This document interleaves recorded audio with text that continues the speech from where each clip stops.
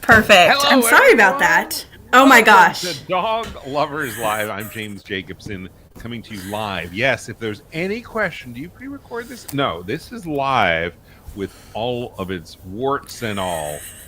And I'm so grateful for Carly Parish being with us today because she is so patient as we've had technical glitches because she's in a cabin in the woods. I think we're going to blame her on that, but it could be internet bleeps and bulps or whatever.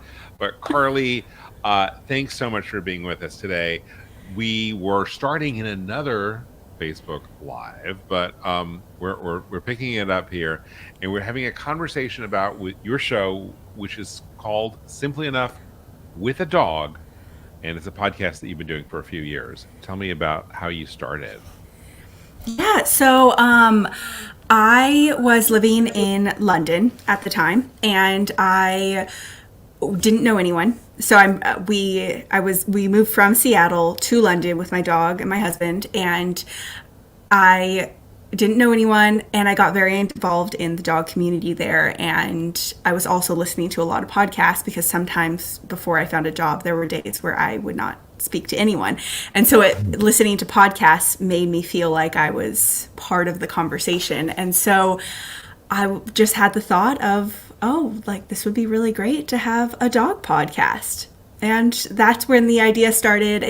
We didn't start the podcast, or I didn't start the podcast until we moved back from London, back in Seattle. And so that was about April of 2020, like right as COVID hit. I was going to say, a lot of things happened around that time. And yes, as we started to talk about in our last Dog Lovers Live, moments ago before the internet died on us, you were telling me the story of how you had initially decided that you wanted to be a lawyer, but that didn't work out. And that's kind of what led you into the animal space. Yes, exactly. I started off volunteering in college with the Oregon Humane Society and working in their animal welfare, animal cruelty investigations team, which is an amazing program at the Oregon Humane Society. And I was like, I knew I wanted to work with animals, but I didn't know in what capacity. And so I interned at a zoo. I worked at a vet office. I've worked at the animal shelter for a few years, and I've worked for a dog food company. And all of that has allowed me to gain a wealth of knowledge concerning dog care, but I don't necessarily have an angle, I guess. It's like I have a lot of knowledge and I've always had resources at my disposal, but I'm not a veterinarian, or I'm not a trainer or anything. I don't have like a specific viewpoint. And so that's kind of the shtick of the podcast a little bit too. It's just like, I'm a dog mom just like you, basically. I'm just a dog mom figuring it out one bit at a time. And as we had established, that beautiful background behind you is not green screen. It's what? It is a river. I forgot the name of the river. I'm sorry.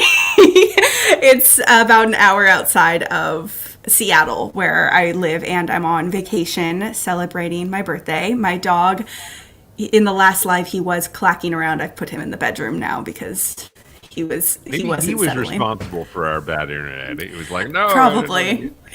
Okay, so but it's as we established, it's just you and your dog in this cabin celebrating your birthday. Yes. Oh my gosh. I told my family of my idea. I was like, I just want to get away for my birthday. We had some great vacations this summer, the whole family. But I was like, I just want to get away, do some podcasting, watch some Netflix, be, with this beautiful view, and be with my oldest dog. I was telling this to my mom, and I'm pretty sure she thinks I have like marital issues now, because she's like, are you sure Michael's not coming? Are you sure you don't want to bring him? And I'm like, I see him every day. I love him. I'm going to get away with my oldest dog. So that's what we're doing. I love it. So I'm going to make a wild guess that your oldest, what's his name, your oldest dog? His name is Lupin. He's 11 years old. He's an American foxhound. So I'm imagining that Lupin is going to kind of keep you warm at night in bed. Yes. Yeah. It's actually, I found this place specifically because it was no stairs. or anything because he is an older dog. And so I was like, perfect. And when I get here, the bed is quite high. So he's about like 80 pounds. So I've been lifting him up onto bed just so he can snuggle me every night. Again, you check all the boxes when it comes to your dog bona fides, but I think the best thing is choosing to go away for your birthday, just you and your oldest dog, because you needed to spend some bonding quality time together. That is something that I'm sure you and Lupin will remember for as long as both of you live. I hope so. Honestly, he's been a little grumpy while we've been here because it's been pouring rain the whole time. So he hasn't really wanted to go outside, but he's also going stir crazy inside. But I think we're both having a good time. That's awesome. So how many dogs do you have? I have two hound dogs. So they're both rescues. Lupin is the oldest, and then I got Albus about a year and a half ago, and he is a coonhound mix, and he's about 6 years old.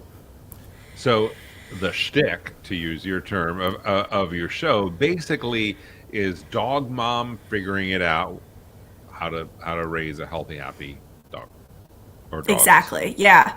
Yeah. Just like an authentic take on life with a dog, and so it's everything. It's informational. We talk about, why your dog is itchy. I've had like a vet dermatologist on it, like different things like that. So you got the info part, but then also we have the funny dog chats of, the 2 a.m. potty breaks and why was that vet bill so expensive and all the kind of funny parts of dog ownership as well.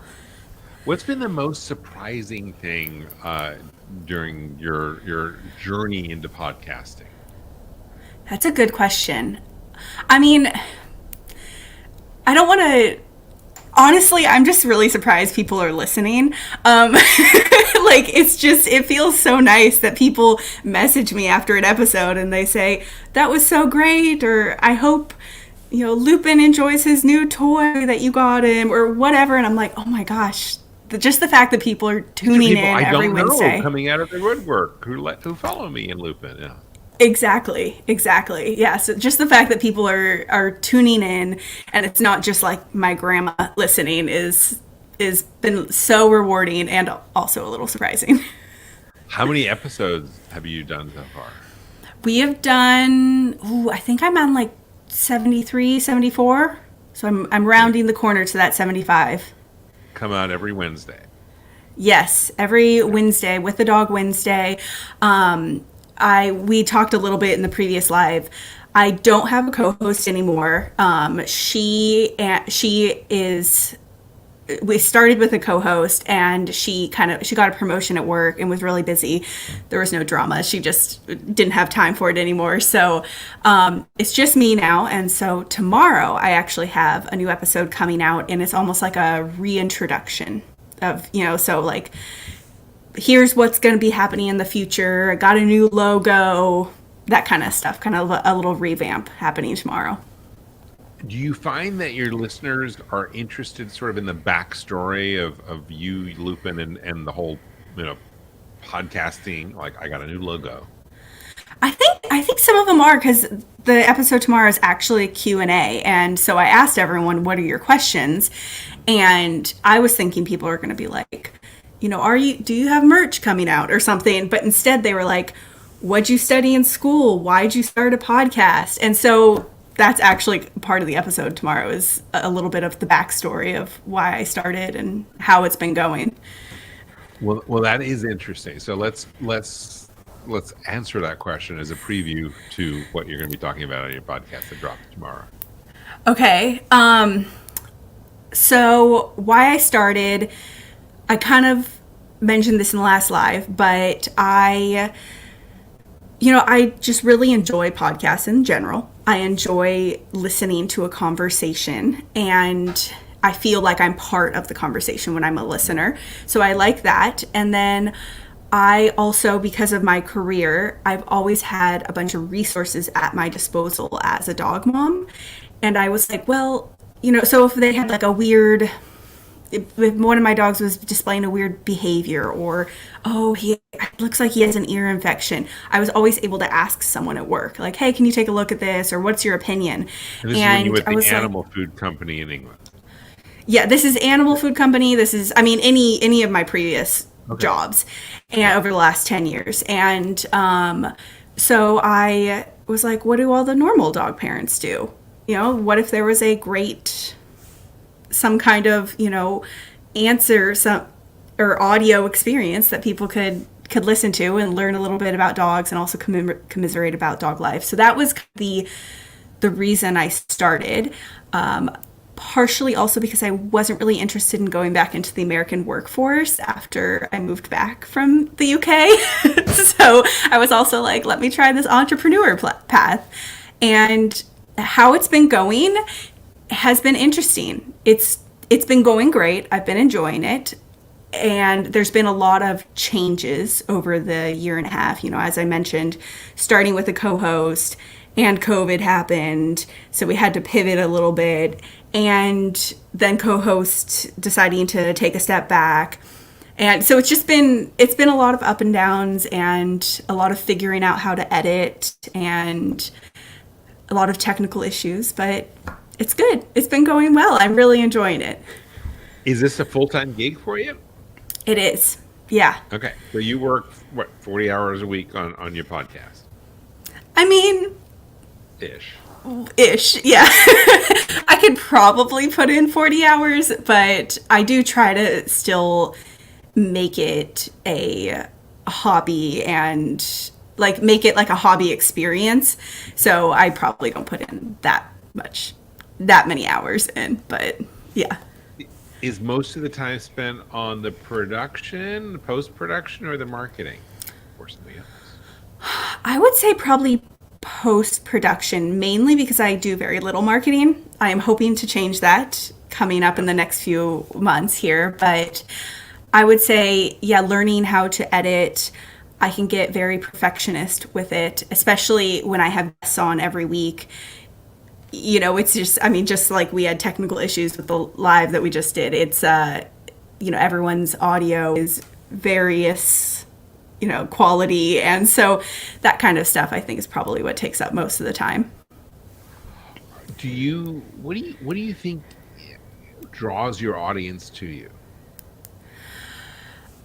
I mean, I can only say what I've heard from them, and that is, it sounds like the relatableness of another millennial dog mom. And a lot of my listeners are also hound dog parents, and so also I have hound dogs. And I think I think that's really the main thing, is just there's kind of bringing some levity and some information to dog ownership is kind of what I've heard from them. So I want to explore two things. You said I didn't want to join the American workforce, and then we're talking about millennial moms. So yes. Let's tease out both of those, starting first with the workforce one. So workforce, I loved my job that I had in London. It's a company called Tails.com, and they do like tailor-made dog food, but still kibble. It's kind of like a blend based on what your dog needs. And at the time, I found them because my dog Lupin has a ton of food allergies. So I found them as a customer, loved it so much. I started working for them, and I loved my job. I loved the company. I loved the people I worked with. I liked the mission, the product, and I was very nervous about finding something, the ability to find that here. In addition to that, as far as the workforce part, I'm not going to say that the UK is vastly different than the US, but the perks, the benefits, there's little things that really, make a difference. So, yeah, so I think that was kind of why I didn't want to necessarily go back into the American workforce. And then the millennial piece, do you think that millennial dog moms are different than, I don't know, Gen X dog moms? I don't think so, which is why the tagline for the podcast is for the modern dog parent. So it's really just the dog mom, the dog parent who loves their dog to pieces, wants to take their dog with them, if they travel or maybe they're going to a bar or something. They are concerned and interested about their dog's health and wellness. Things like that, I think, is kind of what makes up the modern dog parent. And I think a bulk of those people happen to be millennials. And I think, just kind of like the younger, but that's not to say that someone in Gen X can't also be, fit that description. Yeah, I happen to know a few Gen Xers who, Yeah. who are very much dog moms and dog fathers. So let's talk about the dog mom versus dog dad thing. Is there kind of a difference? Like, your husband is awfully understanding. Like, honey, it's me and Lupin for the weekend. So It is, yeah. It's okay. He has the other dog, Albie, who is very much a man's dog, and so he's home with Albie, and so I think it's okay.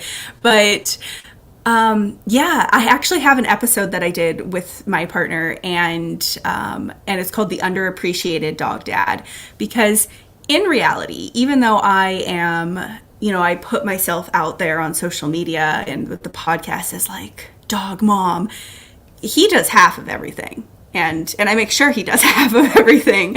And so, he's the one who feeds them in the morning because I like to sleep in, and he walks one of them every day. And so I think dog moms have a very significant presence on social media, but I think dog dads do just as much. And I would love to see more dog dads, out there kind of and so I do dog parent as much as possible with the podcast and not.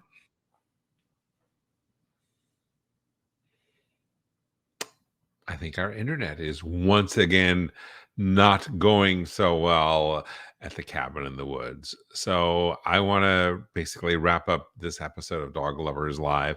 We will hear more from Carly sometime in the future, I promise. And you can get more information about her show on her website, which is With a Dog. I want to make sure I get this right because, yes, withadogpodcast.com, withadogpodcast.com, and you can find out more about Carly and check out her show. I'm James Jacobson. Thank you so much for watching today and bearing with us on this crazy technical difficulties that we've been having. But thank you so much, and join us again for another episode of Dog Lovers Live. And please do check out all of our shows at Dog Podcast Network. We're at dogpodcastnetwork.com, and you can learn about Dog Edition, which is our flagship show, as well as Dog Cancer Answers and The Long Leash with me, James Jacobson. I want to thank you for joining us today. And on behalf of everyone here and Carly, we wish you and your dog a very warm aloha. See you later.